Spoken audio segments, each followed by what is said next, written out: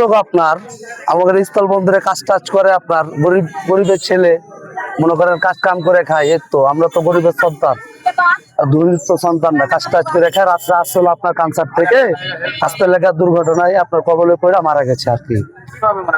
দুর্ঘটনাটা হয়েছিল আপনার নিয়ন্ত্রণ হারিয়ে দিয়েছিল আপনার, এই কারণে আপনার দুর্ঘটনাটা ঘটেছে।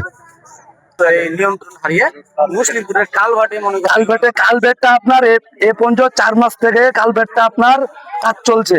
কালভেটটা কোনো এখন পর্যন্ত ব্লক করায় না। কি বললেন, এর আগেও আপনার 2 জন মারা গেছে ওই জায়গায়। এর আগেও দেখলাম আমি মোটরসাইকেল পড়ছে রাত্রে, আমি নিজের চোখে আমি সজগ দেখলাম। ওই জায়গাটাতে কোনো নিরাপত্তা লোক নাই। একটা যে ওখানে একটা লাইট লিয়ার লোক থাকবে, কেটের একটা রাস্তা খোঁড়া আছে, একটা লোক রাখা দরকার, এই জিনিসটা নাই। কি বললেন, এখন ওই জায়গাটাতে একটা সেফটি কোনো লোক নাই।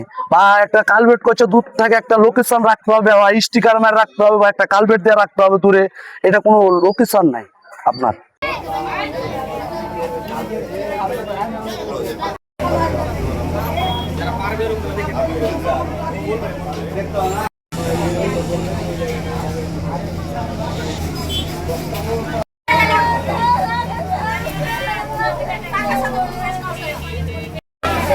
ছিল বালের দিকে আসতো। একজনের বাপের নাম হলো জুমরুদ্দিন আর একজনের বাপের নাম হলো সাদিকুল। মানে দুজনে আসছিল, দুজনে মৃত্যু করেছে।